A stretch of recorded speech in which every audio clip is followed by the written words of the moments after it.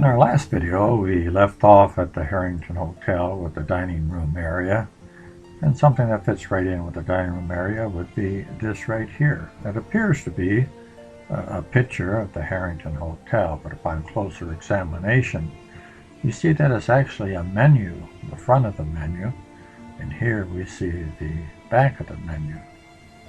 We can see this is a dinner menu, and if we just look down, I think perhaps we can find something that we would enjoy for a meal. Also notice that there's no prices on this menu. If you can afford $2.50 for a night at the Harrington, certainly you can afford the meal. Also notice that they date their menus, which I thought was kind of unusual. The Battle of Manila Bay took place on May 1st, 1898. This was in the Philippines, and it was the first major engagement of the Spanish-American War. The battle was one of the most decisive naval battles in history and marks the end of the Spanish colonial period in Philippine history. And what does this have to do with the Harrington Hotel? Well, just this. This is the front of the menu for Thanksgiving Day in 1898, the same year as the battle. And it reflects the happiness of the fact that they won that battle. And it says, "Boys, she has struck her colors," which means that they surrendered and lowered their colors. This was a luncheon menu for Thanksgiving Day 1898, and here we can see what they served for that luncheon. And I wonder, because it's Thanksgiving menu, if the dinner menu didn't include the turkey with all the trimmings. But I guess we don't know because we don't have a photo of that. And here again you see the exact date of the menu. For a long period of time there wasn't really anything else much on that block, with the exception of maybe a building, a shed, perhaps over there close to Pine Street. And you can see from this picture here that it's just empty lots next to it, and you can see a billboard in the background here. As we zoom in, it looks like a Coca-Cola billboard. And I think those billboards are actually on 4th Street behind the Harrington. Another nice thing about the Harrington, especially the landscaping, was all the trees they had out front, as you can see from this photograph here, and also in this next postcard right here. I think the trees made it seem a little less urban and more of a resort type hotel.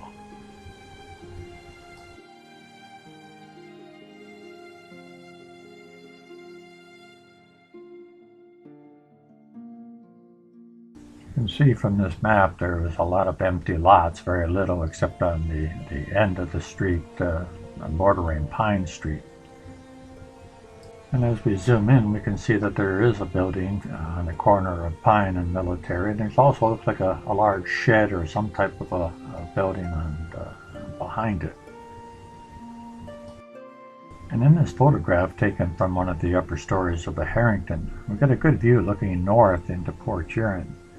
On the left there we can see that tall building, that's the Miso building, or later as People's Bank. And just to the right of that dome area, you see that was the Maccabees building, and later the Algonquin Hotel. What we want to look at is right here. We said that there was 2 buildings on the end of Pine Street. And the first one, right down here, we see the shed or whatever building this might be. And then on the corner of Military and Pine, we see this building right here. And we know that this used to be the St. Clair County Savings Bank. And whether there was something else in there at that time or not, we don't know. But you can see the distinctive turret on the top there. And of course, if you've been watching these videos, you know that this building was originally next to Black River. But at the time this map was shown here, this was actually where a gun shop was on the corner. And since we're looking out the window from the Harrington Hotel, let's look kind of behind the building at 4th Street, as you can see it here. And as we look in this view up north toward the city, you can see what the 900 block looked on the east side, at least behind the stores, which is kind of an unusual view. Shows that alley running through there and the trash behind the buildings.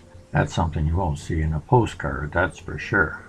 And then as we kind of zoom over here at the corner of Water and Military, we can see the Miso building when it only had 3 stories.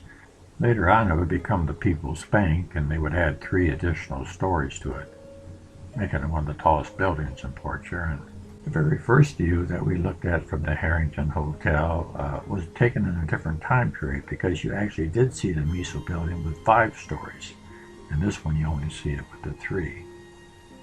That tall building on the left, that's the Opera House. It's a pretty large building. As we go by it, we can see how far back it goes. And then behind that, you can see the Custom Building, or the Post Office as it was also known as. Yes, looking out the Harrington window, you can get some amazing views of Port Huron. Alright, let's bring our head back inside the hotel room, and let's look over here on the desk in the room. Better hotels back then, and of course even today, supplied stationery and envelopes for the guest. And here you see a picture of that. And of course, when you wrote a letter to your friends or relatives, you would show them a picture right on the envelope of where you were staying. Also back then, to get into your hotel room, you didn't have any of these slick plastic cards you put into the slot in your hotel room door. You had the old-fashioned key, like this one shown here.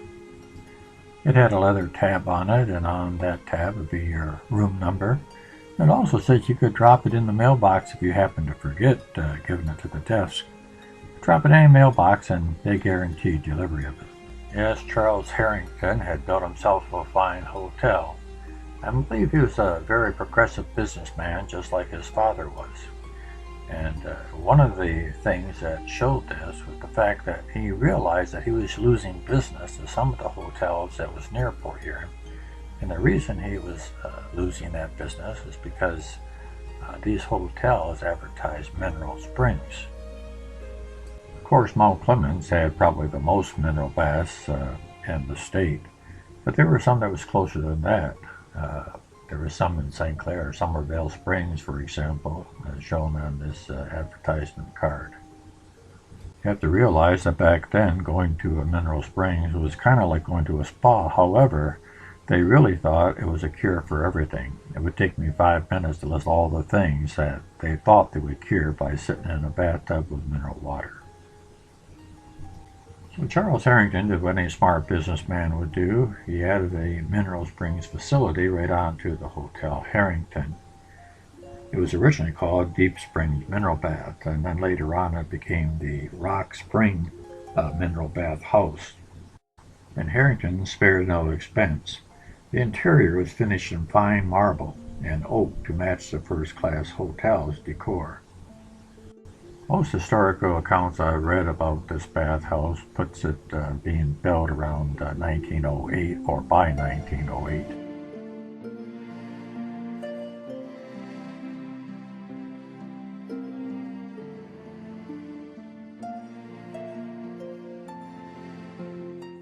Mainly because it shows up in this Business Gazette of 1907-1908.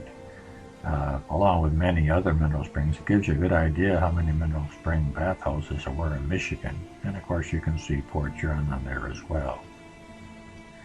But I believe it was built much earlier than that. I found this map here dated 1903. And on this map it shows that the mineral bathhouse is there. It also shows where the mineral well was located at, and also the storage tank sitting beside it. Another reason that we know Harrington was a progressive businessman is that he had one of those new inventions that were just invented 2-3 years before they built the hotel. And it was called, what was it called? Oh yeah, a slot machine. We don't know for sure how many he had in his hotel, but we know for sure there was one, because here's a picture of it, thanks to Catherine Rich, who sent it to me. This isn't a real clear picture, but it certainly is an historical picture. Let's just zoom in here and see if we can look at this top part where you put the coins in and get a clearer picture. Ah, that's much better. much clearer. Actually, this is another one that I found that is in pristine condition today, and you certainly can get a good view of this. It had a place to put your quarters, 2 bits up at the top, and you had actually 6 slots. You had 5 different colors, and then you had a bonus slot as well. And as we zoom in here, you can see that the colors are below the slots. For example, that first one is red, and you can see kind of a greenish. Most of the colors have worn off. Quite often the coin slots themselves would be the color as well. And of course 2 bits was a quarter. Also, you can see the amount of the payout. For example, the first one was 50 cents, and then as you go up, the payout is higher, but I'm sure the colors are fewer on the wheel that matches these coin slots. All right, let's get a little better look at the colors on this wheel. See if we can focus it in. There we go. Much better. Looking back at the original one in the Harrington Hotel, we can see that the crank was right about where the G is in Harrington, and the coin payout would be just to the left. I was trying to place exactly when they would have had these slot machines in the Harrington, and between 1900 and 1909, slot machines were all the rage. I mean, this was something pretty new.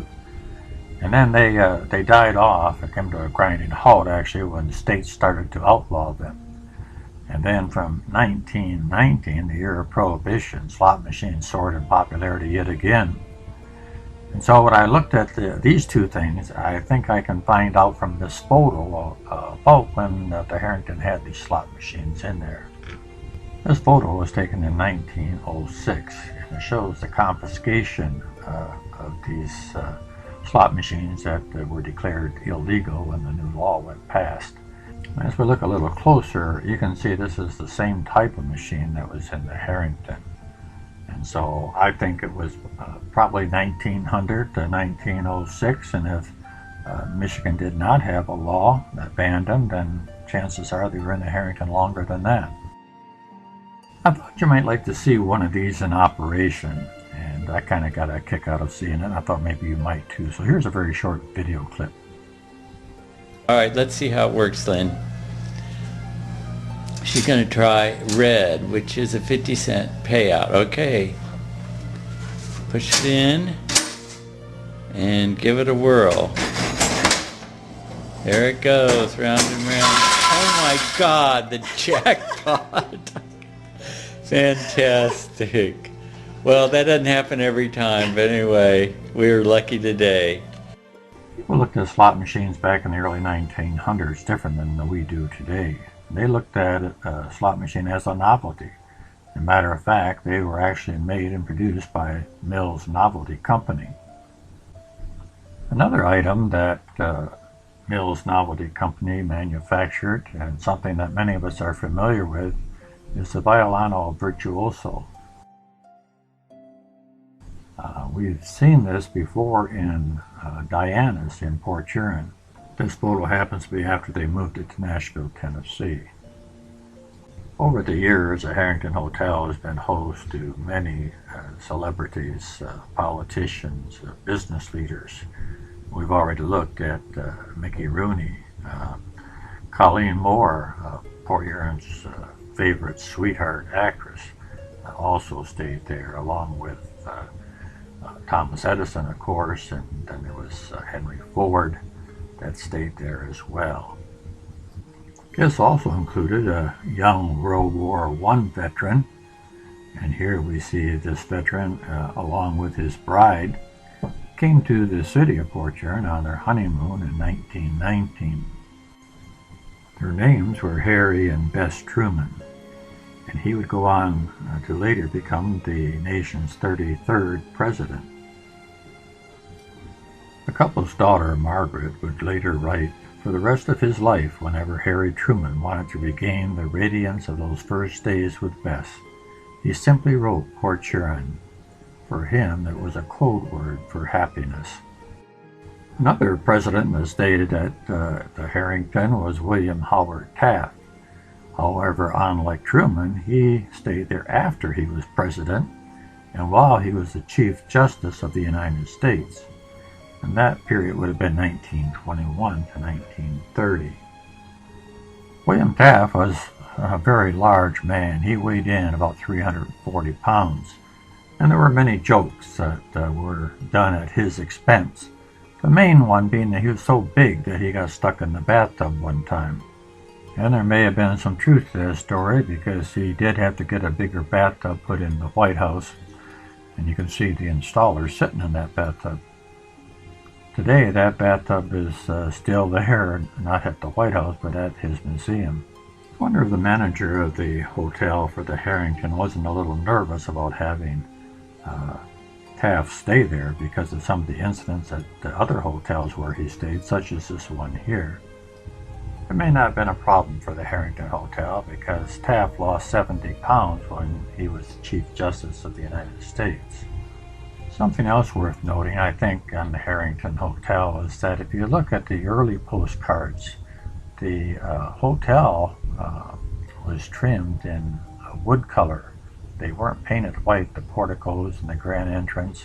They were dark colors. I know artists took liberties with these, but a postcard with white trim is much more attractive. But I think they try to make it as realistic as possible. So I think originally they were wood, and then later on, perhaps as they deteriorated a little bit, they painted them white. And it looked good, so they kept it. Over the years, folks looking out the front windows of the Harrington could see many different things. Here we see it appears to be the Michigan National Guard out front. And in this photo, we see the Havers automobile, which was produced locally, getting ready to go to an auto show in Russia. Here we have a VFW convention that was staying at the Harrington. And the folks looking out the windows today would see something a little bit different, a little bit more modern. Yes, the Harrington has seen many things over the years, including the different modes of transportation. Originally, of course, we had the horse and buggy, and then the streetcar, and later on the birth of the automobile. And of course, the automobiles changed over the years. There's something else that changed. If you notice in these pictures here, you'll see a balcony around the 4th floor, windows or doors. And each of these rooms look like they had their own private balcony. That's not there anymore. And that brings us up to today, the Harrington Inn. And I'm sure the Harrington Inn is a fine place, but it can't hold a candle to the Harrington Hotel. In its heyday, it was a jewel of Port Huron.